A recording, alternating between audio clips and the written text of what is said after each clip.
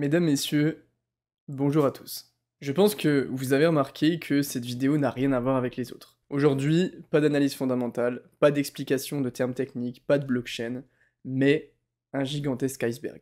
Oui, oui, un iceberg. Ces grands morceaux de glace qui flottent un petit peu partout sur la planète et qui, vous le savez, ont une partie visible que tout le monde peut voir car elle est au-dessus de la surface de l'eau, et une partie invisible, immergée, plongée sous l'eau, qu'il n'est pas possible de voir à part en plongeant sous la surface. Cette partie, elle est invisible, mais elle est pourtant bien plus grande. Et cet iceberg, ce n'est pas n'importe lequel. C'est l'iceberg de Bitcoin et des crypto-monnaies. La crypto-monnaie est un univers qui est jeune, mais extrêmement fascinant, qui grouille de théories, d'histoires, de débats, d'infos, qui ont tous façonné ce qu'est aujourd'hui Bitcoin. À l'intérieur de cet iceberg, on retrouve toute l'histoire de Bitcoin. Tout ce qui est visible par tous, sa création, son utilisation, mais aussi tout ce qui n'est pas visible par la plupart d'entre nous. La partie immergée de l'iceberg. Des histoires, des anecdotes, des faits troublants, parfois sombres, des théories, parfois cachées, très difficiles à trouver, et qui sont connues par très peu de personnes. Aujourd'hui, nous allons plonger dans cet iceberg et descendre de plus en plus bas,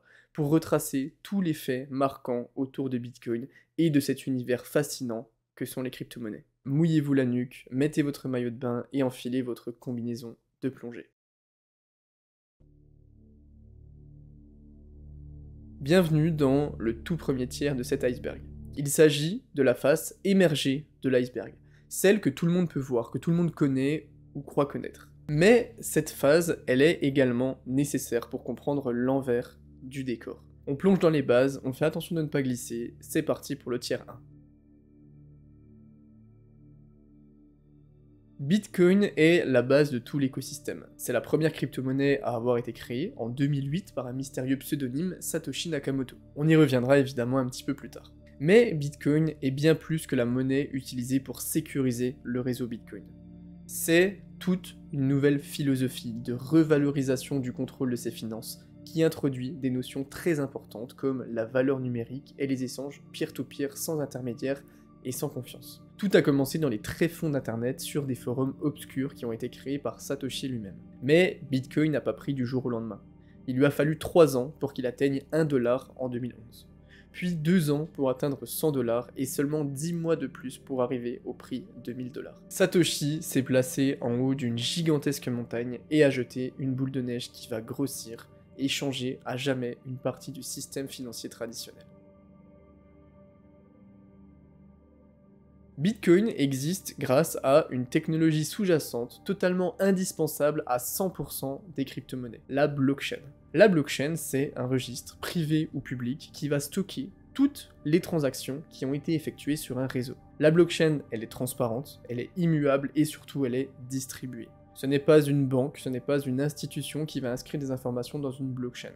Mais ce sont les membres du réseau, les nœuds, qui vont utiliser un système de consensus pour inscrire uniquement la vérité dans la blockchain, mais de manière décentralisée. Une sorte de conscience collective digitale de la vérité et de la transparence. Ça fait un peu secte dit comme ça, j'avoue. La blockchain, c'est la clé de voûte qui permet à elle seule l'existence des crypto-monnaies.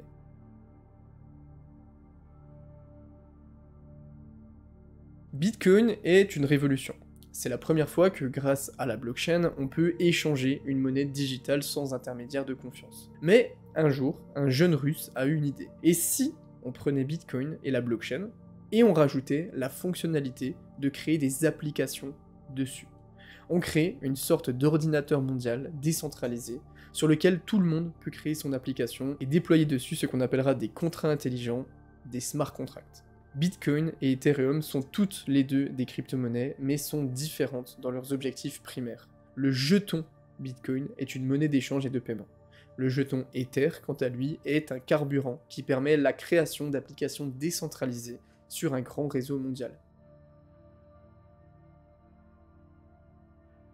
Depuis la nuit des temps, les humains ont cherché à communiquer en cachant leurs messages. À l'époque de Jules César, en -100 avant Jésus-Christ, des messages militaires secrets étaient codés avec des méthodes de chiffrement dont seuls ceux qui possédaient la technique pouvaient les comprendre. Cette technique, elle s'appelle la cryptographie. C'est la science de la protection d'une information en la transformant en un format sécurisé, illisible pour celui qui ne doit pas la lire. Et la cryptographie est présente partout dans la blockchain et dans les crypto-monnaies, même dans leur nom. En grec, crypto, ça veut dire caché ou secret. Des algorithmes de chiffrement sont utilisés pour protéger certaines informations qui sont présentes dans la blockchain. Satoshi Nakamoto, c'est le nom le plus emblématique de l'écosystème. Pour certains, c'est un individu. Pour d'autres, c'est un groupe de personnes. Il y en a qui le prennent même comme une figure religieuse, quasiment. Après tout le travail de création, Satoshi va déployer son protocole Bitcoin en 2008 et va miner lui-même ses premiers jetons. Personne ne sait qui il est. Mais ce qui est encore plus troublant, c'est sa disparition. À l'époque, il discutait beaucoup par mail avec un certain Gavin Anderson. Et le 26 avril 2011, Satoshi lui a envoyé un message. J'aimerais bien qu'on arrête de parler de moi comme d'une figure de l'ombre. La presse tourne ça en monnaie de hacker très facilement. Parlez plutôt du projet open source, ça donne du crédit et ça motivera les contributeurs. Ce bon monsieur Andresen a répondu à Satoshi qu'il avait été invité par la CIA pour parler de Bitcoin. Satoshi ne répondra jamais à ce message. Il a disparu totalement depuis ce moment. Où est-ce qu'il se trouve? Est-ce qu'il est encore en vie? Pourquoi est-il parti? Ça mériterait quasiment une vidéo entière.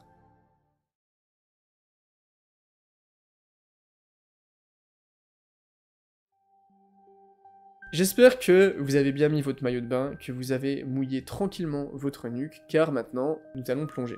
Nous voilà au tiers 2. Et même si la température de l'eau reste vivable, que l'on peut remonter à la surface quand on le veut, et que l'on voit toujours la lumière à travers l'eau, nous passons quand même dans la partie immergée de l'iceberg des crypto-monnaies. Bonne baignade.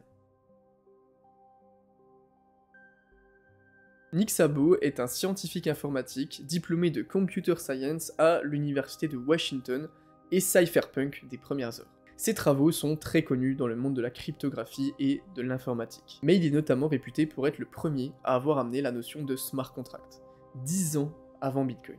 Il va publier un article qui s'appellera BitGold, qui décrit un système de monnaie numérique décentralisée. Et forcément, vous connaissez Internet. Les rumeurs comme quoi Nick Szabo aurait juste remplacé le gold de BitGold par coin vont fuser. Nick Szabo, il a notamment de grandes similitudes dans son style d'écriture avec Satoshi Nakamoto. Il a passé toute sa vie, littéralement, à étudier la cryptographie et les monnaies digitales. En 2014, un organisme spécialisé dans les analyses graphologiques, c'est-à-dire la manière d'écrire, a comparé les articles scientifiques de Nick et le white paper de Bitcoin. D'après l'organisme, il n'y a aucun doute. Szabo et Satoshi. Tout coïncide. Les mêmes expressions, les tournures de phrases, tout. Des phrases du white paper ont même été retrouvées dans les écrits de Nick Szabo. Et en plus, le white paper de Bitcoin a été rédigé sur la plateforme LaTeX. Ça ne vous parle peut-être pas, mais c'est la plateforme qu'utilise aussi Nick Szabo dans ses publications scientifiques. Szabo est un codeur et un cryptographe qui sont deux compétences essentielles à la création de Bitcoin. Mais Nick Szabo a toujours nié être Satoshi Nakamoto malgré toutes les accusations. Et la liste des prétendants s'agrandit encore avec Dorian.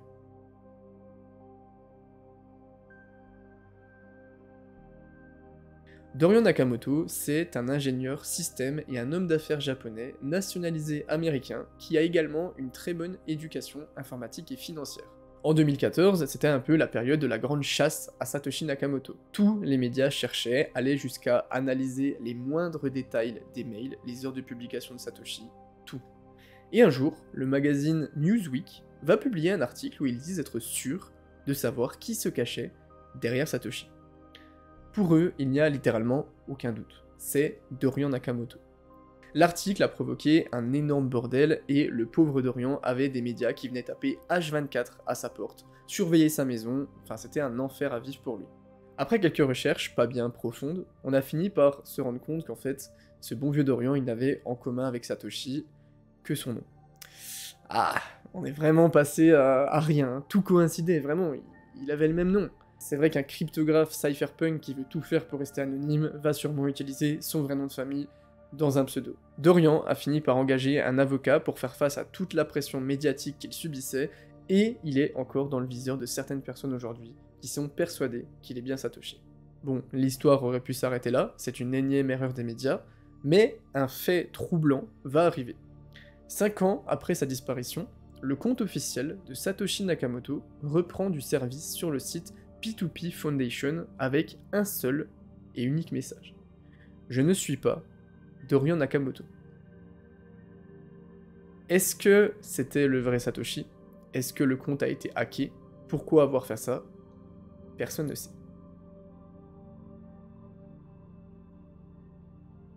Cet iceberg aurait été difficilement possible à réaliser sans le partenaire de cette vidéo, Young Platform. Vous les connaissez peut-être parce que c'est pas la première fois qu'ils apparaissent sur cette chaîne, mais Young Platform c'est la plus grosse plateforme d'échange de crypto en Italie qui vient d'obtenir le PSAN et qui débarque en France. Et ce que j'apprécie vraiment avec Young Platform, c'est qu'ils mettent l'accent sur l'éducation et l'apprentissage en crypto. Là où certaines autres plateformes peuvent profiter de l'ignorance de leurs utilisateurs parce que c'est généralement leur perte qui rapporte le plus d'argent. À chaque fois que vous allez sur la page d'un token, vous avez des informations dessus. Qu'est-ce que c'est, à quoi ça sert, comment est le market cap, le volume, etc. En plus, des articles qui sont honnêtement très bien faits. Et l'un des outils que je voulais vous parler, c'est leur DCA automatisé qui s'appelle le HODL Plan, qui vous permet de programmer un DCA automatique pour investir la même somme à intervalles réguliers et pour lisser votre prix d'entrée. Et ce qui est cool, c'est que vous pouvez planifier le DCA avec par exemple de l'USDT que vous avez dans vos toilettes, mais aussi en programmant un paiement récurrent directement via votre solde en euros ou votre carte de crédit. Et je trouve ça pas mal, ça permet aux gens qui sont pas hyper à l'aise avec toutes les plateformes crypto de pouvoir DCA tranquillement depuis sa carte bancaire. Vous avez 10 € offerts sur vos frais de transaction si vous passez par le lien dans la description. Allez faire un tour, je pense que vous pourriez kiffer les potes. On reprend. Nombreux sont ceux qui l'oublient, pourtant elle n'a jamais quitté Bitcoin. Je vous parle de la vision de Satoshi. À l'heure actuelle, les investisseurs crypto ont en grande partie un seul objectif, améliorer leurs conditions de vie en fiat. L'écosystème crypto grouille de spéculations, de shitcoins et de projets farfelus en tout genre qui sont voués à l'échec. Mais ce que Satoshi voulait pour eux est très différent. Satoshi, il avait une vision, un combat contre la suprématie gouvernementale sur la finance mondiale. Il voulait redonner le contrôle de la monnaie mondiale aux individus. C'est ça la vision de Satoshi. Que ça soit l'émission, la distribution ou le maintien de cette monnaie, tout devait être pris en charge par le peuple. Une monnaie qui est créée par le peuple et qui est utilisée par le peuple. Il voulait à tout prix éviter l'asservissement et le contrôle sur nos existences. Mais son combat est malheureusement loin d'être gagné d'avance. La monnaie est peut-être le plus grand instrument de contrôle pour les gouvernements. Une réserve infiniment rechargeable de monnaie est très utile pour en décider la valeur. Si quoi que ce soit remet en question cette autorité, les réactions seront rapides et punitives. Aujourd'hui, le marché crypto est dépendant des mouvements des institutionnels. On est là à attendre patiemment qu'ils daignent lui redonner de la couleur. Les échanges centralisés prennent de plus en plus de pouvoir. Coinbase, par exemple, détient 2 millions de bitcoins sur les 19 en circulation. Ne serions-nous pas, malheureusement, en train de s'égarer, petit à petit, de la vision de Satoshi Nakamoto? Les 3 lettres SBF vont rester longtemps gravées dans les mémoires. C'est Sam Bankman-Fried, alias l'homme le plus détesté de l'écosystème. Sam Bankman-Fried nous vient de la finance traditionnelle et il est réputé pour être un trader de génie. Il basculera dans les cryptos en fondant l'échange FTX. La suite, vous la connaissez. Une ascension fulgurante, puis une descente aux enfers en moins de 4 jours. Puis les Bahamas, puis la prison. J'en profite pour adresser une petite pensée aux personnes qui ont perdu leur argent à cause d'un seul individu. Un seul individu qui, à lui tout seul, vient ternir profondément un écosystème tout entier. J'espère qu'il aura au moins ses steaks vegan en prison. Ah non, on me dit dans l'oreillette qu'il est sorti de prison en utilisant l'argent qu'il a volé. Autant pour moi. Le Web3 est clairement le nouveau terme à la mode chez les entrepreneurs. Le Web3, globalement, c'est l'Internet de la valeur. Une forme évoluée du web qu'on connaît actuellement, qui est trop centralisée, trop basée autour des grosses entreprises comme Google ou Facebook, et où tout est tellement copié que rien n'a de valeur. Le Web3 est forcément étroitement lié à l'utilisation de la blockchain, de la cryptographie et d'une économie centrée autour des crypto-monnaies. Entre la folie spéculatrice des ICO en 2017-2018, la concentration massive des hacks vers la DeFi, les scams, le manque de standards de sécurité et une infrastructure trop centralisée, le Web3 pour l'instant ressemble plus à un gigantesque no man's land qu'à une alternative viable au Web2. Il y a encore de grandes étapes à franchir pour lui avant d'être accepté à sa juste valeur. Les scams sont très présents dans la sphère crypto. Un scam, vous le savez sûrement, c'est une arnaque. Et les scams peuvent prendre plusieurs formes. Des ICO, où les équipes partent avec la caisse, les copies de comptes avant les giveaways de projets, les groupes privés de pump and dump, la communauté de scammers est très créative. Mais certains scams sont allés beaucoup plus loin que d'autres, comme OneCoin, BitConnect ou Plus Token.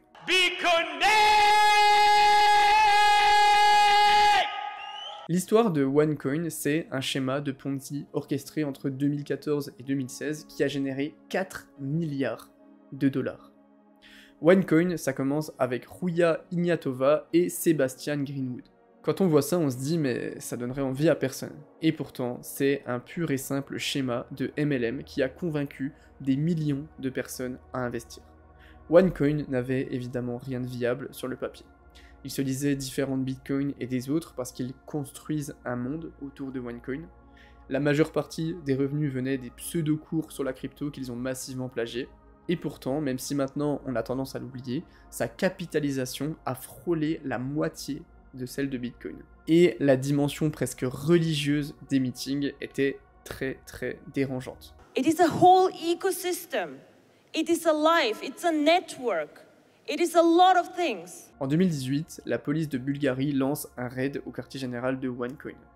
Le cofondateur Sebastian Greenwood et le frère de Rouya, Constantine, se retrouveront emprisonnés. Par contre, on n'aura plus aucune trace de Rouya. Elle a disparu sans ne jamais refaire surface depuis 2017. Personne ne sait ce qu'elle devient. Ce qu'on appelle des whales, c'est une fusion de l'immensité corporelle d'une baleine et de l'intelligence remarquable des dauphins. Sauf que, évidemment, vous vous en doutez qu'on ne parle pas des baleines de l'océan, mais des marchés financiers. Les whales, c'est les investisseurs qui ont des sommes cataclysmiques dans leur argent. Argent très probablement accumulé grâce aux bots de DCA de Young Platform soi-disant passant. Parfois, elles ont tellement d'argent que comme une baleine quand elle se déplace, ça ne passe jamais inaperçu sur le marché. On parle des fonds d'investissement comme Pantera, Grayscale, Genesis, etc. Et ces baleines adorent trouver des cibles plus petites et jouer avec. Et leur cible préférée, c'est tous ces petits planctons insignifiants. Oui, je parle de vous et de moi. Le marché crypto n'a pas beaucoup de capitalisation, et ce manque de liquidité est parfait pour elles. Elles peuvent manipuler les cours avec leur puissance financière pour renflouer les caisses, ou vendre au meilleur prix. Au profit, vous vous en doutez, des investisseurs particuliers. Ce game est tellement reconnu que des petits investisseurs tentent de suivre les adresses des whales, leurs mouvements, et d'agir en fonction. À force, la communauté leur a donné le nom de Smart Money. Et ceux qui suivent les whales anticiperaient mieux les changements de phase du marché. Peu importe les stratégies de chacun, notre industrie aujourd'hui est dépendante des liquidités, des institutionnels et des entreprises. Sans leur liquidité, notre marché n'aura ni crédibilité, ni stabilité, ni adoption, ni avenir. On peut les détester autant qu'on veut, les baleines sont là, et elles sont là pour rester. Le plus grand mystère derrière Satoshi Nakamoto est peut-être Adam Back. Adam Back, c'est un docteur britannique en informatique, mathématicien, cryptographe et cypherpunk des premières heures. Il est titulaire d'un doctorat sur les registres distribués, et c'est surtout le créateur de Hashcash. Hashcash, c'est un système qui date de 1997, qui n'est rien d'autre que l'ancêtre de la Proof of Work de Bitcoin. Hashcash, c'était un protocole qui permettait de limiter les spams en email, qui était apparemment un enfer à l'époque. Et comment ça marchait? Et bien tout simplement, avec Hashcash, envoyer un email coûte une minuscule quantité d'énergie. C'est plus gratuit. Sauf que c'est tellement infime que si j'envoie un seul email, ça ne se voit même pas, et ça ne coûte rien de représentatif. Par contre, si je suis un spammer, et que j'envoie 1 million d'emails, là je vais raquer. Adam Back fait partie des tout premiers cypherpunk, il est britannique, et surtout, il est le seul à être mentionné dans le white paper de Bitcoin. Satoshi avoue, dans son white paper, s'être totalement inspiré de Hashcash d'Adam Back pour créer la preuve de travail de son protocole. Est-ce que si Adam Back était bien Satoshi, ça serait totalement débile de s'auto-mentionner dans son white paper, si on veut rester anonyme, ou extrêmement intelligent?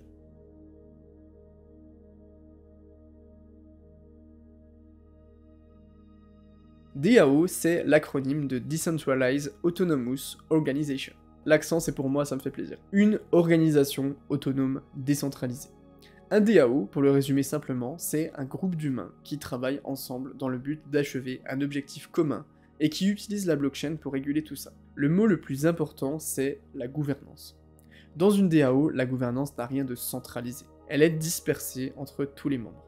Le paradigme de la gouvernance de projet est complètement remis en question, et la DAO permet de faire passer d'une gouvernance pyramidale classique, comme c'est le cas dans toutes les entreprises, à une gouvernance horizontale, basée uniquement sur la méritocratie des idées. Les DAO, ça constitue, je pense, le futur des systèmes d'entreprise que l'on connaît actuellement.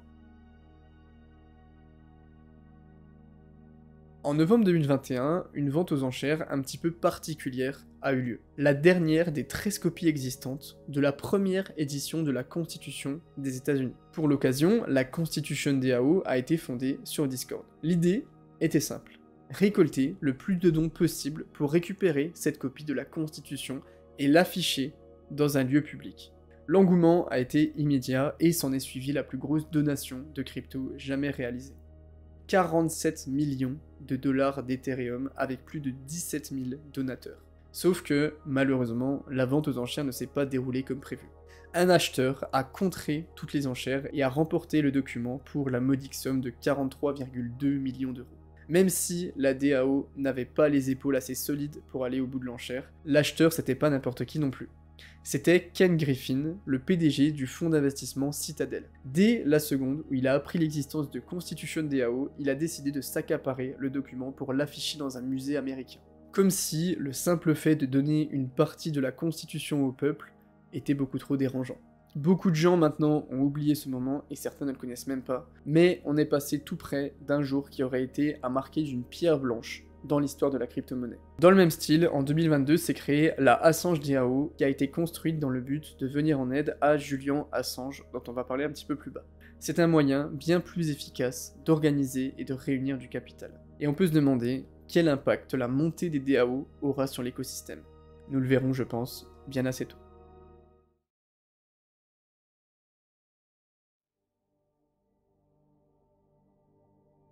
Il y a de moins en moins de lumière. L'eau devient de plus en plus froide et on commence à sentir son rythme cardiaque taper dans sa tête car l'oxygène se fait rare. Nous voilà au tiers 3. Et si jusqu'ici vous connaissiez toutes les histoires, je ne pense pas qu'on puisse dire la même chose de celle qui arrive. Depuis les premières années de Bitcoin, une sorte de mantra s'est répandu dans la communauté. We are all Satoshi. Nous sommes tous Satoshi. Le message derrière cette phrase est que, puisque Satoshi a de toute façon disparu, sûrement à jamais, désormais le groupe a plus de valeur que l'individu. Bitcoin, c'est toute la communauté. Et Satoshi, toute personne qui comprend, qui respecte et qui transmet les valeurs qu'il a laissées derrière lui. C'est la communauté qui doit prendre en charge la continuité du projet, et non plus juste Satoshi ou une autre entité. L'étrange beauté de la crypto vient de l'autonomie derrière la décentralisation. L'énergie d'une communauté décentralisée qui agit pour le bien commun en même temps que pour l'intérêt personnel. C'est la première fois de l'histoire que les deux sont compatibles. Si vous êtes engagé dans l'écosystème de quelque manière que ce soit, alors vous aussi, vous êtes Satoshi.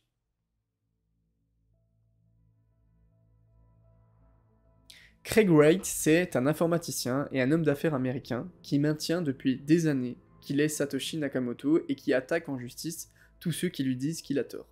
Oui. Est-ce qu'il a des preuves? Non. Est-ce qu'il s'en fout? Oui. En 2015, Craig Wright commence à dire au monde entier qu'il est Satoshi. La communauté, les médias, tout le monde est un peu sceptique. D'où sort ce mec, littéralement. Mais Craig Wright, il insiste, il se contredit un petit peu à droite à gauche, mais il le maintient. Il est Satoshi Nakamoto. Ok, prouve-le. En 2016, Craig Wright va aller jusqu'à dire que, vu qu'il est Satoshi, il a les clés privées de l'adresse d'1 million de Bitcoin. Et il va le montrer en faisant des manipulations on-chain pour que tout le monde puisse le voir. Sauf qu'il tente de faire des moves, de donner des infos, mais la communauté se rend vite compte d'un truc. Il ment. Et c'est totalement faux. Il n'a aucune clé privée. En 2022, il change un petit peu de discours et il dit que finalement, il aurait détruit le disque dur contenant les clés privées de l'adresse à 1 million de Bitcoin. La communauté lui donnera le joli surnom de Fake Toshi. Mais cette histoire va bien plus loin. Craig a toujours dit avoir fondé Bitcoin avec l'un de ses associés, Dave Clayman. Sauf que apparemment, l'un des deux aurait arnaqué l'autre et aurait gardé l'entièreté du million de bitcoins qui ont été créés. On verra cette histoire un petit peu plus bas. Satoshi Nakamoto n'est qu'un pseudonyme. Pas d'apparition publique, pas de voix, pas de sexe, uniquement son nom et des messages sur un forum. Sauf qu'en utilisant ces messages, on peut en tirer une conclusion qui tient fortement la route. Satoshi serait anglais. On pense ça pour deux raisons. Sur le forum bitcoin.org où il communiquait, on peut voir les heures auxquelles Satoshi a envoyé chaque message. En prenant les centaines de messages qu'il a envoyés, on constate une période d'inactivité, environ toujours à la même période de la journée, de 7 heures, qui correspond à quand il dormait. Ok, Satoshi humain, on en est certain, ça c'est cool. Sauf que cette période, s'il vivait bien au Japon comme son pseudo l'atteste, correspond à la fourchette entre 14h et 21h au Japon. Si il était en Angleterre, la fourchette est entre minuit et 7h du matin, ce qui est, vous vous en doutez, bien plus plausible. La deuxième chose, c'est l'analyse typographique, la façon d'écrire de Satoshi. Il utilise des expressions que seul un Anglais d'Angleterre utilise, comme un Suisse ou un Belge pourrait dire 70 au lieu de 70 par exemple. Il parle la langue française, mais on sait qu'il est suisse ou qu'il est belge. Il laisse 2 espaces après les points dans certaines phrases, ce qui est une marque très britannique d'écrire. Il épelle aussi le mot honneur, honor, avec un U, ce qui est aussi extrêmement british. C'est assez étrange, mais les faits sont là. Satoshi serait anglais, ou du moins, aurait vécu en Angleterre. Hal Finney, c'est un ex-cypherpunk, cryptographe et informaticien de génie, mais c'est surtout le tout premier à avoir reçu une transaction sur le réseau Bitcoin. Transaction de la part de Satoshi lui-même. C'est l'un des pionniers de la cryptographie, de l'idéologie cypherpunk, et il a inventé ce qu'on appelle la Reusable Proof of Work, une variante de la Proof of Work qui sera utilisée pour la création de Bitcoin. Il est parmi les premiers à avoir saisi la grande idée derrière Bitcoin et avoir soutenu le travail de Satoshi. Et fait encore plus troublant, il habitait juste à côté de Dorian Nakamoto. Vous vous souvenez, ce japonais qui a été accusé d'être Satoshi parce qu'il avait le même nom. Est-ce que son voisin lui aurait inspiré une partie de son pseudonyme? Il a longtemps été soupçonné d'être Satoshi pour ses connaissances, le fait qu'il soit le premier à miner du Bitcoin hors Satoshi, et qu'il soit le premier à avoir reçu des Bitcoins, ainsi que sa proximité étonnante avec Dorian. Mais le truc, c'est qu'il interagit énormément sur le forum avec Satoshi. Est-ce qu'il discutait avec lui-même, sachant que Hal était américain et Satoshi était britannique, en changeant minutieusement sa façon d'écrire? C'est peu probable. Mais si c'est le cas, c'est l'un des plus grands doubles jeux de l'histoire. Malheureusement, Hal Finney va nous quitter en 2014 en décédant d'une maladie neurodégénérative et emporter avec lui tous ses secrets, mais en laissant au monde de Bitcoin une trace ancrée à jamais sur la blockchain et dans nos têtes. Merci Hal. Jusqu'en 1970, la cryptographie était une pratique qui était uniquement militaire, utilisée dans l'espionnage et totalement inconnue du grand public. Mais tout va changer lorsque le gouvernement américain va publier 2 documents. Le Data Encryption Standard, oh il n'y a plus d'effort sur l'anglais, désolé, qui est un article de chiffrement par bloc, et un ouvrage sur la cryptographie à clé publique. Ce document a été rendu public dans les années 70, et 20 ans plus tard, à la fin de l'année 1992, 3 informaticiens vont former un petit groupe qui se réunira tous les mois à San Francisco, ainsi qu'un groupe privé sur internet, pour parler de mathématiques, de cryptographie, mais aussi de philosophie et de politique. 1 an plus tard, plus de 700 personnes avaient rejoint le groupe. On qualifiera ces gens-là de cypherpunk. Les cypherpunks, c'est ce qu'on pourrait appeler des rebelles informatiques. C'est un mouvement libertarien qui est très politisé et qui veut utiliser les maths, la cryptographie et l'informatique pour redonner aux populations le contrôle de leur argent et de leurs données. Sans les travaux des cypherpunks, Bitcoin n'existerait sûrement pas. Et de nombreux cypherpunks, notamment les plus anciens, ont été soupçonnés tour à tour d'être Satoshi ou au moins d'avoir interagi avec lui. Quand on lève la tête, on a de plus en plus de mal à voir le soleil. L'eau devient glaciale, on a évidemment sorti les combinaisons et les masques à oxygène, et malgré les difficultés, on continue à plonger. Nous voilà au tiers 4. Magnus Granat, ou Odlonaut, est un créateur de contenu norvégien sur Twitter autour des cryptos et de Bitcoin qui est suivi par plus de 80 000 personnes. En mars 2019, sur Twitter, Odlonaut émet publiquement des doutes concernant le fait que Craig Wright serait bien Satoshi Nakamoto et l'accuse, je cite, d'être un escroc pathétique, un menteur et un malade mental. Eh bien, il n'a pas fallu plus à notre bon vieux Craig Wright pour poursuivre Odlonaut en justice pour diffamation, car ses propos, je cite, ont causé un préjudice à sa réputation. Craig Wright va réclamer 12 200 $ de dédommagement à l'influenceur. Le procès va durer plus de 3 ans et il y aura une vague de soutien de la communauté envers Odlonaut, qui a organisé une collecte de fonds pour soutenir sa cause et qui a récolté plus de 70 bitcoins pour sa défense. Le procès s'est terminé il y a seulement quelques mois, en octobre 2022, remporté par Odlonaut et décrédibilisant un peu plus notre ami australien. Craig Wright avait aussi attaqué en justice un podcasteur, Peter McCormack, pour diffamation aussi, et il recevra $1 de dommages et intérêts. C'est pire de recevoir $1 que de rien recevoir du tout. On n'en a pas fini avec Craig Wright qui fait encore des siennes. Dave Clayman, c'est un ancien vétéran de l'armée qui était aussi le collègue et l'associé de Craig Wright ou Faketoshi. Dave était, selon ses proches, un vrai génie. Depuis les débuts de l'informatique, ses connaissances dans le domaine de la sécurité étaient insondables. Il a été médaillé de l'armée pour ses travaux, il a écrit des livres sur la sécurité, réalisé des conférences, c'était vraiment un monstre. Et selon ses proches, Dave avait clairement toutes les capacités et la discrétion requises pour participer à la création de Bitcoin. Le problème, c'est que son profond désintérêt pour l'argent en laisse certains sceptiques, pendant qu'il confirme l'opinion des autres. Alors l'histoire, c'est un gros bordel. Je vous explique. Craig Wright et Dave Clayman ont monté plusieurs sociétés ensemble, ils étaient associés dans les années 2010. Sauf que, on l'a vu plus tôt dans la vidéo, Craig Wright prétend être Satoshi Nakamoto, et maintient corps et âme que c'est lui qui a créé Bitcoin. Craig Wright, il a mentionné à plusieurs reprises avoir créé Bitcoin avec Dave Clayman. Ce qui vient tout déclencher, c'est que en 2013, Clayman va décéder suite à une maladie qui le suivait depuis un moment. Et la scène de son décès était franchement creepy, d'après la police. Son corps a été retrouvé plusieurs jours après sa mort, entouré de bouteilles d'alcool vides et d'un pistolet chargé. Il y avait un impact de balle dans son canapé, mais aucune douille n'a été retrouvée dans la pièce. À la fin de sa vie, Dave Clayman, il ne recevait plus personne chez lui, et son comportement était beaucoup plus agressif qu'habituellement, comme si personne ne devait venir le voir dans cet état. Suite à son décès, la famille de Dave et Craig Wright sont rentrés en procès. La famille de Dave Clayman estime que lui et Craig auraient tous les deux travaillé à la création de Bitcoin et que Craig posséderait en secret les 1,1 million de Bitcoin, le fameux wallet de Satoshi, qui serait le butin que les deux hommes auraient miné tous les deux. Sauf que la famille de Clayman, elle est persuadée que Craig lui a volé sa part du gâteau et qu'il a gardé l'entièreté des bitcoins minés, alors qu'ils ont tout créé à deux. Je vous le rappelle qu'il y a quand même de très fortes chances que Craig Wright soit un énorme mytho et qu'il n'a jamais été même en relation de près ou de loin avec Satoshi. Craig Wright, de son côté, il s'est défendu dans le procès en disant qu'il avait exagéré le rôle de Dave Clayman dans l'histoire de la création de Bitcoin. Craig Wright va finalement gagner le procès contre la famille Clayman, mais encore une fois, rien ne prouve que les deux sont bien derrière Bitcoin, et encore moins que Craig en posséderait 1,1 million. Mais, fait encore plus étrange, Dave avait toujours sur lui une clé USB hyper résistante, un peu comme les boîtes noires dans les avions. Je vous rappelle que c'était un gars complètement obsédé par la sécurité. Tout ce qu'il possédait était protégé par une sécurité totalement incontournable qui était bourrée de chiffrements.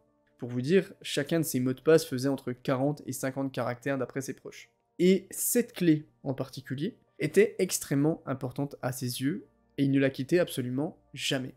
Si Dave avait des secrets en rapport avec Bitcoin, avec Satoshi, ou la fortune qu'il aurait minée avec Craig Wright, c'est sûr et certain qu'il l'aurait conservé dans cette clé. Et d'après Patrick Page, son grand ami, c'est probablement son frère Ira qui possède la clé USB aujourd'hui. Sauf que quand la presse interroge Ira sur la possession ou non de la clé, il décide de ne pas se prononcer. Comme si c'était tabou. Encore un autre chapitre mystérieux à ajouter dans l'immense dossier des cryptos. Et on ferme le chapitre Craig Wright par la même occasion. L'un des prétendants au titre de Satoshi Nakamoto les plus discrets, c'est clairement Len Sassaman. Le plus discret, oui, mais aussi le plus troublant. Len Sassaman, c'est un informaticien américain et ex-cypherpunk.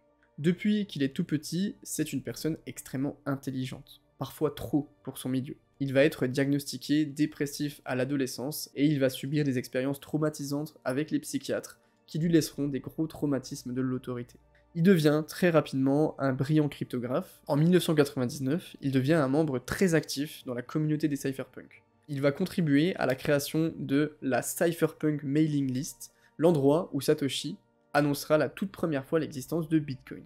Mais au-delà de l'aspect technique, il est aussi politiquement très engagé. Entre ses 19 et ses 22 ans, il organise des protestations contre la surveillance des gouvernements et l'emprisonnement de Dimitri Skilarov, un hacker comme lui. Il va ensuite, au cours de sa vie, travailler sur beaucoup de projets qui gravitent fortement autour de la thématique de Bitcoin. La cryptographie, les PGP, l'économie, les emailers, etc. Et de nombreux faits troublants viennent converger vers l'hypothèse que Len aurait pu être Satoshi. Notamment ce que j'ai appelé le paradoxe du Britannique. On sait, comme on l'a vu tout à l'heure, que Satoshi parlait anglais comme un Britannique, comme un Suisse ou un Belge pourrait dire 70. Mais on sait aussi que Satoshi est forcément très proche du mouvement cypherpunk qui, lui, est américain. Quel américain parle comme un Britannique? Un américain qui vit en Europe depuis assez longtemps pour s'imprégner du style d'écriture. Comme Len, par exemple, qui a longtemps étudié en Belgique et qui était d'ailleurs lors de la création de Bitcoin. On pense que Satoshi serait un universitaire. Pourquoi on pense ça? La création du code de Bitcoin, bien que parfois faite hâtivement, était très académique, très carrée, et elle utilisait des pratiques qui étaient très conventionnelles dans le développement qu'on apprenait à l'université. Si on relève les publications de Satoshi tout au long de son année d'activité sur le forum, on peut voir qu'elles augmentent pendant les vacances d'été et d'hiver, et qu'elles diminuent au printemps et à la fin d'année. Période où les universitaires, professeurs ou élèves sont très occupés par les examens. Il y a également d'autres coïncidences. Len était un expert du P2P. Il partageait la même philosophie libertarienne que Satoshi, il donnait toujours accès à ses créations de façon open source, comme Satoshi. Mais le fait le plus troublant est celui qui suit. En mai 2011, après 169 commits de code et 539 messages en un an, Satoshi Nakamoto publie son tout dernier message. Je suis passé à autre chose, et je ne serai probablement pas là à l'avenir. Il disparaîtra juste après, sans jamais donner de nouvelles. 2 mois plus tard, Len Sassaman décédera tragiquement le 3 juillet 2011 en se donnant la mort à la suite d'une bataille qu'il menait depuis des décennies contre la dépression et la maladie. Son ordinateur étant fortement chiffré, il est totalement impossible d'y avoir accès, et il enferme peut-être la réponse du mystère Satoshi Nakamoto. La porte est fermée à jamais.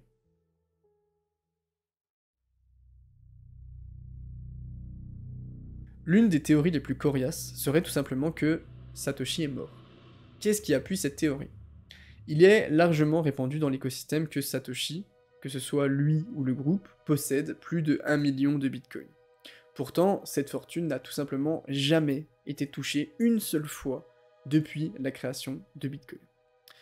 Y a-t-il d'autres raisons que la mort pour ne pas toucher à un butin qui vaut actuellement 18 milliards de dollars à l'heure où je vous parle? Oui, il y en a, mais peu d'êtres humains sur Terre en sont capables. L'inactivité de Satoshi en 2011 est aussi assez troublante. Je suis passé à autre chose. Bitcoin représente le travail d'une vie entière. Il est tout de même difficilement envisageable de totalement disparaître et de laisser le bateau qu'on a mis des décennies à construire dériver et être navigué par d'autres personnes. Sa disparition, après avoir appris que la CIA allait venir fouiner, pourrait aussi expliquer ce silence. Les adresses immobiles qui conservent les 1,1 million de bitcoins doivent être extrêmement surveillées. Et honnêtement, je pense que c'est absolument impossible pour lui de déplacer ses bitcoins sans finir en prison, et encore moins de les vendre. Imaginez que Satoshi vende ses bitcoins. Est-ce qu'il peut vraiment y avoir pire tragédie? L'un des aspects qui appuie cette théorie est le décès tragique de plusieurs cryptographes et cypherpunks comme Al-Fini ou Len Sassaman. Évidemment, on n'en a pas parlé dans cet iceberg, mais la théorie la plus probable est bien sûr que Satoshi est un groupe de personnes, l'union de plusieurs génies. Et il se pourrait également que pour éviter toute tentation humaine, il se soit mis d'accord de détruire à jamais les clés privées de cette adresse, pour ne jamais avoir cette tentation financière qui les ronge.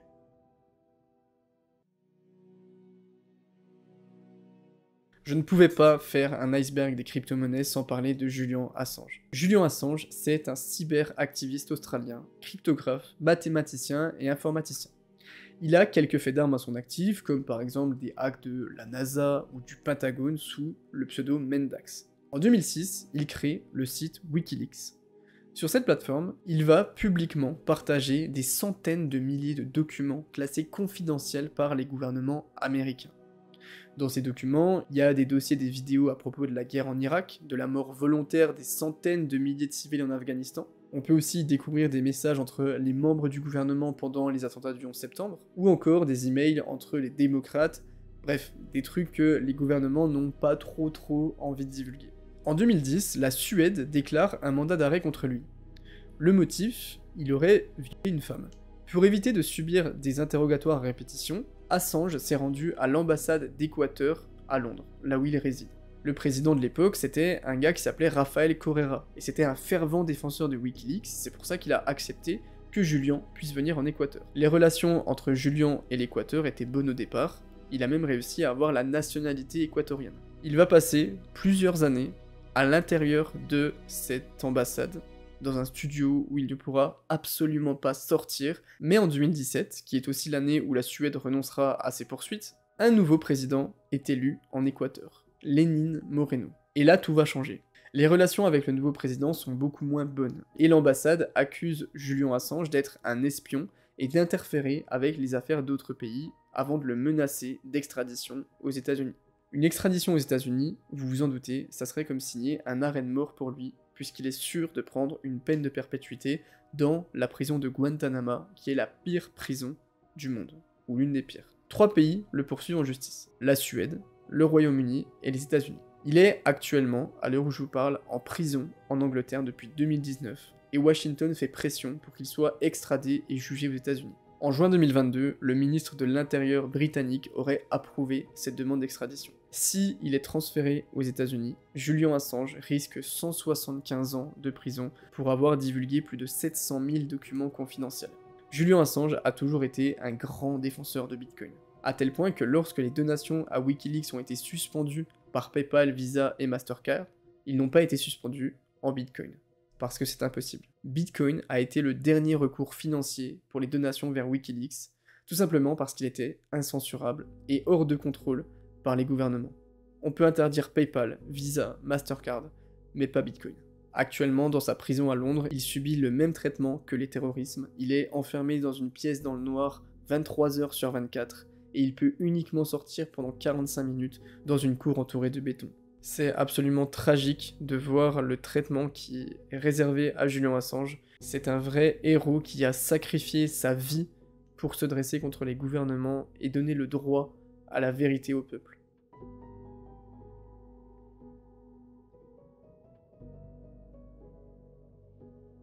David Chaum, c'est un informaticien et entrepreneur américain qui est littéralement le pionnier originel des crypto-monnaies. Alors non, ce n'est pas lui qui a inventé Bitcoin, mais c'est le premier à s'être intéressé à la création d'une monnaie numérique qui repose sur des techniques de cryptographie.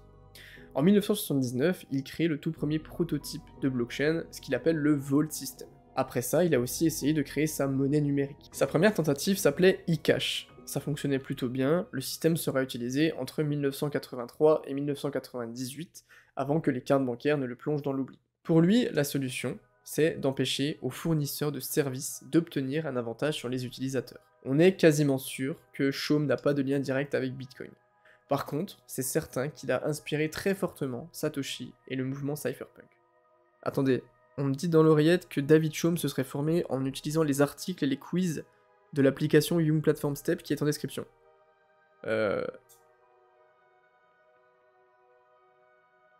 Tout commence en 1988 quand un certain Timothy C. May écrit le Manifesto des crypto-anarchistes. Le crypto-anarchisme, c'est un mouvement extrêmement politique qui veut utiliser la technologie de la cryptographie et de la blockchain pour améliorer la protection des informations des citoyens, protéger leur vie privée et empêcher le plein contrôle des gouvernements sur le peuple. Julian Assange, qu'on a vu un peu plus haut, est l'un des crypto-anarchistes les plus connus. Les crypto-anarchistes aimeraient rééquilibrer la balance du contrôle entre le peuple et son gouvernement et créer un monde où n'importe qui serait libre de communiquer, d'échanger de l'argent ou des informations sans avoir à demander l'autorisation à une quelconque entité. Dans le manifesto, voilà ce qui est écrit. Tout comme la technologie d'impression a altéré le pouvoir des guildes médiévales et le pouvoir des structures sociales, les méthodes cryptographiques vont fondamentalement altérer la nature des gouvernements et des grandes institutions dans leurs interférences avec les transactions économiques. Le crypto-anarchisme, c'est une philosophie de vie, un courant de pensée très sceptique envers les figures d'autorité, c'est le moins qu'on puisse dire. Par contre, c'est légèrement différent des libertariens comme les cypherpunks. Pour les crypto-anarchistes, les gouvernements sont tout simplement inutiles et sont là juste pour gratter tout ce qu'ils peuvent gratter. L'anonymat, la liberté de parole et la liberté d'échange sont les trois grandes valeurs du mouvement. Mais l'anarchie, c'est un monde sans hiérarchie verticale, sans autorité politique. Un monde juste avant le chaos où une société sans organe de contrôle arrive à gérer ses propres besoins. Un endroit où les communications et les échanges auraient fondamentalement le droit d'être anonymes. C'est tellement différent du système que l'on connaît que ça paraît presque impensable. Mais on peut se demander si ça marcherait.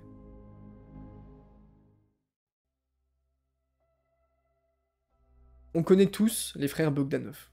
Des scientifiques farfelus, avec un soupçon de chirurgie esthétique, je crois qu'ils en ont fait un petit peu au niveau des pommettes là il me semble, qui sont la source d'énormément de mèmes de la sphère crypto, comme ce bon vieux Dumpit. Ce mème a plus de 4 millions de vues où on voit Igor Bogdanov persécuter un investisseur particulier en manipulant le marché au moment où il achète son petit bag de crypto.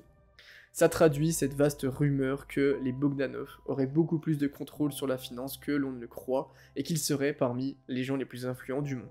Ils ont été invités sur une émission sur CNews en juillet 2021. Ils sont revenus sur l'émission qu'ils animaient, une émission scientifique dans les années 80, mais c'est pas tout. Il faut savoir quand même que les deux frères ne viennent pas de nulle part non plus. L'un d'eux est doctorant en physique et l'autre en mathématiques. Dans une interview publique, ils ont assuré avoir participé à la création du code de Bitcoin. Plus spécifiquement sur le predictive code, comme ils l'appellent. Dans les années 1993-1995, ils auraient eu des conversations à propos de la blockchain et de monnaie numérique, avec un certain Soichiro Shimoda. Ce gars, à l'époque, était d'après eux en contact téléphonique avec Satoshi. On discute justement de cette idée de la création d'une monnaie cryptée et en même temps de moyens d'échange qui sont des moyens d'échange qui échappent au contrôle, à tout contrôle. Et c'est comme ça que petit à petit on en vient à discuter de ce qu'on appelle aujourd'hui des blockchains. Or il se trouve en fait que le fameux Shimoda discutait tous les jours et on l'entendait avec un groupe de gens, c'est pas un mythe si vous l'entendiez, en fait je comprends. Mais il discutait avec ce fameux Nakamoto. Que ce soit vrai ou faux, le fait qu'ils aient travaillé sur le predictive code de Bitcoin me paraît très peu probable. Si on regarde la vidéo Boged, qui est ni plus ni moins qu'un mème, on retrouve tout de même quelques messages cachés. Le marché est-il réellement contrôlé par des énormes baleines qui sont tapies dans l'ombre? Est-ce qu'il n'y a pas un monde où la volatilité du marché est contrôlée par les décisions communes des grands conglomérats mondiaux? Est-ce qu'il n'existerait pas des groupes Telegram auxquels on peut accéder seulement si on a plus de 100 000 bitcoins? Certains secrets sont très bien gardés. En tout cas, on peut dire merci aux Bogdanov qui ont fait rire la communauté crypto pendant des années. C'est le débat qui a fait le plus de bruit de l'histoire de Bitcoin et qui a scindé la communauté de Bitcoin en deux qui se confrontent depuis des années. Le débat de la taille des blocs. Bitcoin est un système de transaction sur la blockchain. J'envoie un Bitcoin à quelqu'un, ça va être marqué sur la blockchain, mais pas n'importe où. Dans un grand sac qui va être créé toutes les 10 minutes, une page d'un livre. Un bloc. Sauf qu'un bloc a une taille limitée. Il ne peut contenir qu'un certain nombre de transactions. Ok, mais on sait qu'on a les capacités pour agrandir le bloc. Du coup, pourquoi on le fait pas? Théoriquement, on pourrait. Sauf que un bloc plus grand, ça voudrait dire des nœuds qui doivent stocker et traiter plus de données, donc payer plus cher. Donc, seulement les plus riches pourraient faire tourner des nœuds, ce qui centraliserait le réseau. L'un des principaux défendeurs de l'augmentation de la taille des blocs, c'est Gavin Andresen. On en a déjà parlé, je sais pas si vous vous en souvenez. Gavin proposait l'amélioration, mais on sentait que c'était pas purement philanthrope, et qu'il avait un intérêt derrière. On a, de l'autre côté, un nouveau challenger, qui est Blockstream. Blockstream est une société qui a fondé un protocole de Layer 2 pour Bitcoin qui s'appelle Liquid. Et Blockstream est fondé par Adam Back lui-même. L'objectif était de dévier les transactions du réseau principal pour les traiter plus rapidement sur le layer 2 et prendre une partie des frais au passage. Et donc, on se retrouve avec un énorme conflit d'intérêts entre Blockstream, Gavin Andresen et la communauté Bitcoin où tout le monde se tient le bout de viande. D'un côté, on a Gavin Andresen qui veut augmenter la taille des blocs pour récupérer le contrôle du développement de Bitcoin. Pour la petite info, Gavin Andresen codait un protocole sur Bitcoin avec des blocs plus grands, donc il voulait qu'on utilise son protocole.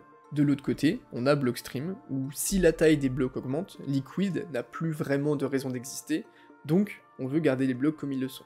Et ensuite, on a la communauté entre les deux, qui veut que Bitcoin reste totalement indépendant. C'est à partir de ce moment-là que l'histoire commence à se gangréner.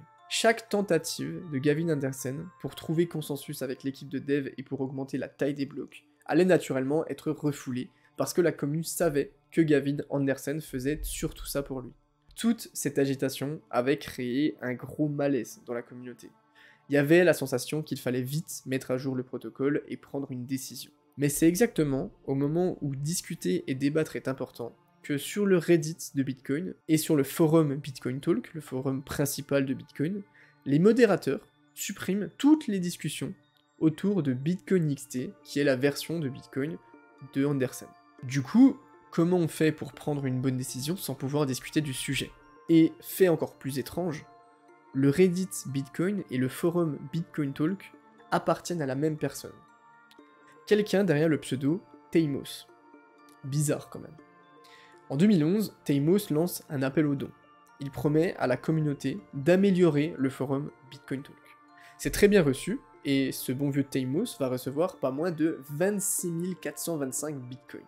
Pour l'aider dans son travail sur le projet de renouvellement, il s'allie avec un studio inconnu qui s'appelle Slickage. Le développeur avec qui il travaillait s'appelle Warren Togami. Et Warren est un employé de Blockstream. Et fait encore plus étrange, le forum n'a jamais été vraiment amélioré après 2 ans. Est-ce qu'il y aurait eu des pots de vin de Blockstream? Rien ne le prouve, mais des doutes s'installent. Blockstream aurait peut-être soudoyé le créateur du forum et du Reddit pour qu'il supprime toutes les informations autour de Bitcoin XT, pour que Blockstream ne soit que la seule éventualité. Mais, pour revenir sur le débat de la taille des blocs, le 15 août 2015, Gavin Andresen publie sans prévenir la version 0.11a de Bitcoin XT. L'événement qui suit est troublant. 40 minutes après la publication, Satoshi, en personne, répond sur le forum qu'il est inquiet et qu'il pense que ce fork est très dangereux. Qu'il ne respecte en aucun cas les valeurs de Bitcoin qui a été créé pour être protégé de l'influence des gros acteurs, peu importe si c'est Gavin Andresen, Barack Obama ou Satoshi Nakamoto. Des VC dans le développement d'un projet open source, ce n'est jamais un très bon signe. L'intérêt financier l'emporte sur l'intérêt du groupe, et les valeurs de Bitcoin sont profondément refoulées. Et là, déjà plein de questions. Est-ce que c'était vraiment Satoshi? Est-ce qu'il s'est fait hacker? Ça revient sur le débat. Est-ce que du coup ça confirmerait pas le fait que Satoshi pourrait être Adam Back, puisque Adam Back développe Blockstream, mais Adam Back, s'il était Satoshi, aurait la possibilité d'écrire des messages? On ne sait pas. Bitcoin va, à la suite de ce débat, être forké en 2017. On aura d'un côté Bitcoin, que l'on connaît, qui restera comme il était, avec des petits blocs non contrôlés. De l'autre côté, on aura Bitcoin Cash qui va naître, un protocole avec des blocs plus grands, de la taille de 8 mégaoctets, pour permettre un plus grand nombre de transactions. Bitcoin Cash ne trouvera jamais de vrai succès, et il restera toujours bien inférieur à Bitcoin. Mais ce débat a été la source d'énormément de fragmentation dans la communauté, et il y a beaucoup de faits très troublants dans cette histoire. Nikolai Kardashev est un astronome et astrophysicien russe qui est né en 1932. Il a réalisé, au cours de sa vie, énormément de travaux, et il a notamment joué un rôle important dans l'interférométrie astronomique en Union soviétique.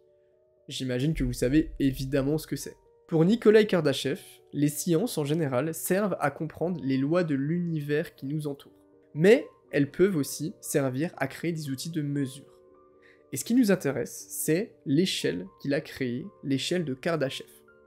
L'échelle de Kardashev est une échelle qui mesure les civilisations selon leur degré d'avancement technologique et leur consommation énergétique. Kardashev, il a passé toute sa vie à rechercher l'existence de formes de vie extérieures à la Terre. La création de cette échelle fait d'ailleurs partie d'un projet plus large, le projet SETI, Search for Extraterrestrial Intelligence, recherche d'intelligence extraterrestre. Et là, c'est le moment où dans la vidéo, on atteint un point de non-retour. La théorie de Nikolai, c'est que plus une civilisation est prospère, plus son besoin d'énergie augmente pour nourrir tout le monde. Jusque-là, logique, merci Nikolai.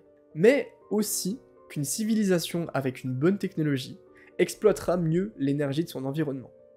Et évidemment, plus l'énergie est disponible et correctement utilisée, plus on peut produire de technologies avancées, et ainsi de suite.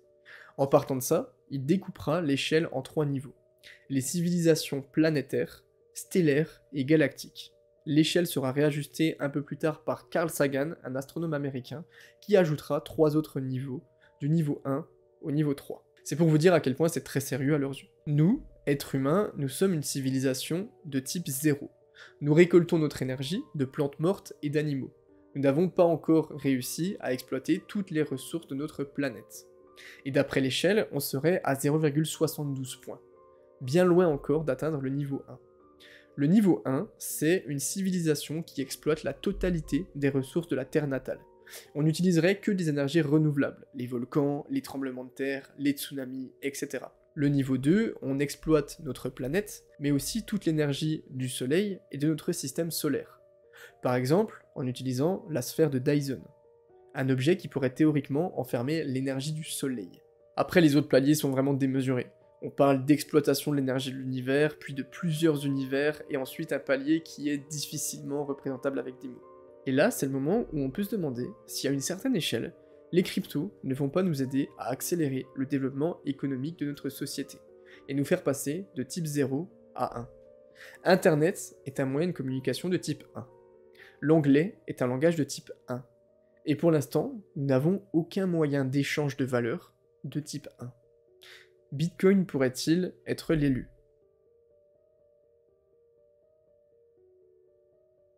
Bitcoin est apparu juste après la crise des subprimes en 2009. Est-ce que c'est une simple coïncidence, ou alors est-ce que Satoshi savait à quel point la situation était critique? La crise des subprimes a été une épreuve terrible pour les marchés financiers, mais aussi, et même surtout, pour des milliers d'épargnants dans le monde. Toutes les économies d'une vie, pour certains, se sont évaporées. Et même pas par votre faute, non, mais par celle de gestionnaires trop gourmands et cupides et par une gestion monétaire tout simplement désastreuse. Mais au-delà de juste une banque, on pourrait très bien s'aventurer un peu plus profondément dans l'organisation des banques centrales. Comment une structure qui peut décider de la valeur d'une monnaie dont elle force l'utilisation peut-elle ne pas finir par tirer profit de ce même pouvoir? Les banques centrales ne souhaitent qu'une chose, que les populations continuent de voir leur monnaie comme la seule et unique vraie monnaie d'échange. La seule qui possède une valeur. Sauf que les banques ont oublié quelque chose. L'humanité est d'une diversité surprenante, tant dans l'aspect physique que psychique. On ne ressent pas les mêmes choses, on n'attribue pas la même valeur aux objets ni aux matériaux. Notre pensée est subjective. Il est possible de cacher à une population qu'une monnaie perd de la valeur à grands coups d'impression. Par contre, ça risque d'être beaucoup plus difficile de cacher les choses quand plus personne ne pourra s'acheter quoi que ce soit avec. Est-ce qu'on doit en vouloir aux baby boomers et à la génération X d'avoir pris et conservé le pouvoir? Ceux qui ont les rênes du système monétaire actuel sont ceux qui ont profité de l'essor économique de l'après-guerre. Ils ont eu le temps de se créer un patrimoine et une place sociale importante. Et aujourd'hui, nous, les enfants du millénaire, nous nous retrouvons coincés dans leur jeu. C'est des questions ouvertes que je laisse là pour ne pas trop rentrer dans quelque chose de trop politisé. Même si je pense que Bitcoin dans son squelette reste forcément politisé. L'écart entre les classes sociales s'agrandit de jour en jour, notre génération n'a pas envie de tenter un sauvetage de ce qui semble être déjà mort. Pourquoi sauver un système financier défaillant, voire irréparable, et qui favorise l'inégale répartition de la richesse mondiale? Un système nouveau doit émerger, un système plus accessible, plus équitable, qui ne laisse personne sur la touche et qui n'est pas uniquement fait pour profiter à une poignée de personnes au détriment de tous les autres. Ce système, c'est peut-être Bitcoin. Et plus tard, si le temps me donne raison, les crypto-monnaies en général. Et cela pourrait clairement représenter le plus gros transfert de richesse de tous les temps.